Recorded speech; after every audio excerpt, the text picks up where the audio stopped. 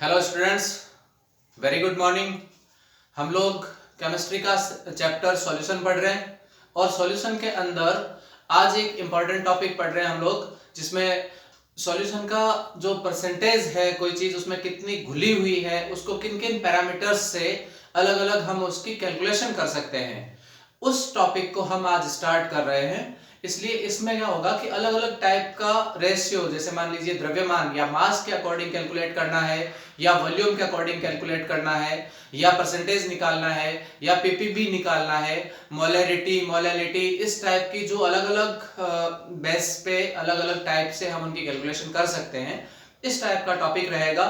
अच्छा और important topic इसलिए हो जाता है कि इन पे, हालांकि स्टार्टिंग टॉपिक में तो कुछ इंट्रोडक्शन टाइप में आता है, लेकिन बाद में मोलैरिटी, मोलैलिटी, उनके ऊपर हमें कैलकुलेशन के क्वेश्चन भी, न्यूमेरिकल्स मिलते हैं। इसलिए ध्यान रखिए, कोई भी एग्जाम हो, चाहे बोर्ड हो चाहे कंपटीशन हो, उसके अंदर कैलकुलेशन का क्वेश्चन जरूर मिलता है। इसलिए आज हम इसकी एक बेसिक इंट्रोडक्शन स्टार्ट करते हैं।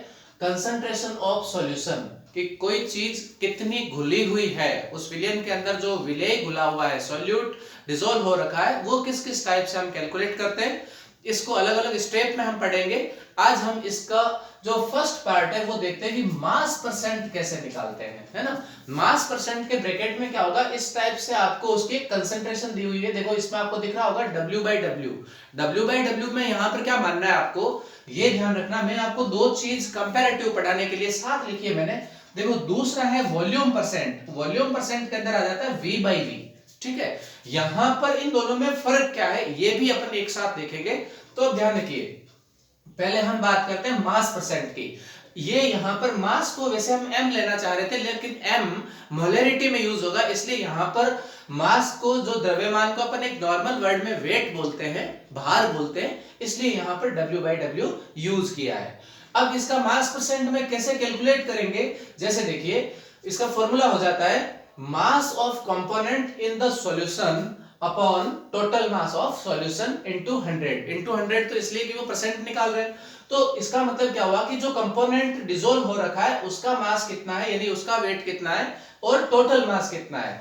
ये सॉल्यूशन का टोटल मास से अगर अपन डिवाइड करेंगे और 100 से मल्टीप्लाई करेंगे तो इसका रिजल्ट आ जाएगा। अब इसको देखिए, यहां ध्यान रखिए, मास जहां पर भी आ रहा है, वेट जहां पर भी आ रहा है, ये यूनिट अपन हमेशा ग्राम में लेंगे, ठीक है। ये ध्यान रखिए, बड़ा अमाउंट होता है अपन किलोग्राम में कन्वर्ट कर सकते हैं, बट आपको ग्राम, किलोग्राम, ये वाली यूनिट्स यहाँ यूज में लेनी है। यही इसकी मेन इंपॉर्टेंट चीज है, ठीक है। देखिए जैसे एग्जांपल है 10% ग्लूकोज। अगर वाटर के अंदर मान लीजिए 10% ग्लूकोज यहाँ पर घुला हुआ है, पर ये यूनिट दे देता है कि आपका W/W। तो W/W के अंदर हम कैसे कैलकुलेट करेंगे, तो 10% का मतलब हो गया कि 10 ग्राम जो है वो आपका ग्लूकोज है, एंड रिमेनिंग 90 ग्राम जो है वो आपका H2O है ना। यानी कि यहाँ पर H2O को 90 ग्राम लेना है और आपका ग्लूकोज है वो 10 ग्राम है। इसका मीनिंग ये हो जाता है। लेकिन इसमें देखिए आप वॉल्यूम में, वॉल्यूम परसेंट में V/V।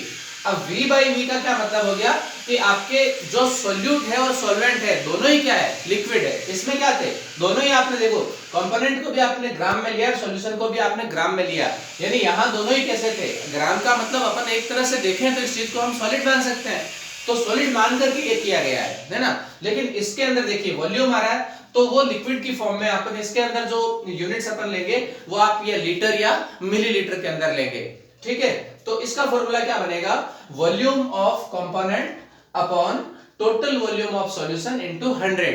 इसके एग्जांपल को कैसे समझेंगे कि 10% इथेनॉल है, मान लो पानी के अंदर इथेनॉल घोला हुआ है। अब इथेनॉल का 10% का मतलब क्या हो गया कि जैसे आपने 100 ml का कोई एक बीकर है ना, 100 ml का, जनरली अपना एक वॉल्यूमेट्रिक फ्लास्क आता है, ये इस टाइप से मान लीजिए, है ना, ये, और ये उसका एक मेजरिंग पॉइंट है, यहां पर मान लीजिए ये 100 ml है, ठीक है।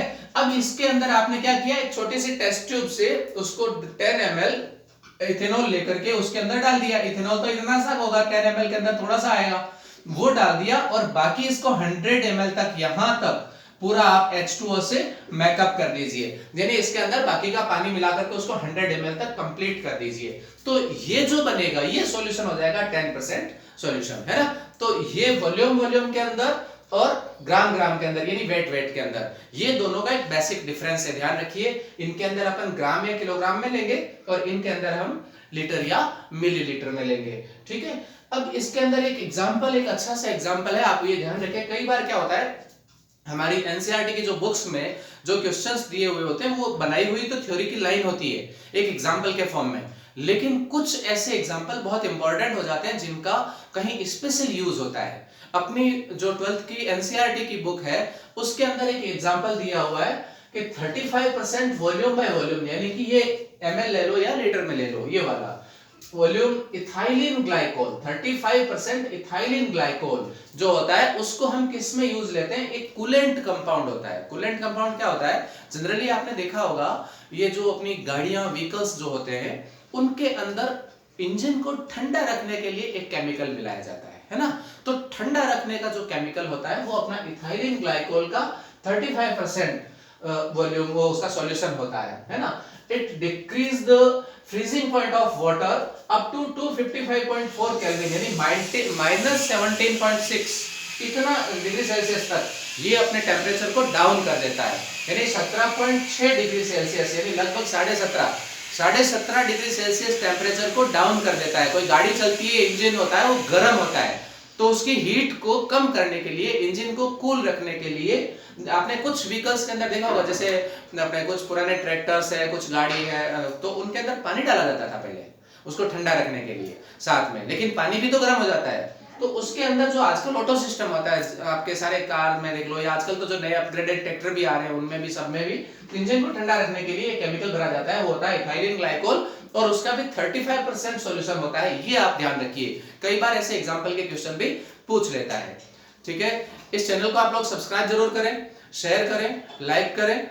और एक और जानकारी आपको देनी थी कि हमारी कंटिन्यू इंग्लिश की क्लासेस भी चल रही है, वो भी आपके बोर्ड तक की यानी 6 to 12 तक के सिलेबस में भी काम आएगी। साथ ही साथ अगर कोई रीट की, पटवारी की, कांस्टेबल की और स्पेशली रीट का जो सेकंड लैंग्वेज का पार्ट है वो हमारा इंग्लिश का भी पूरा करवाया जाएगा।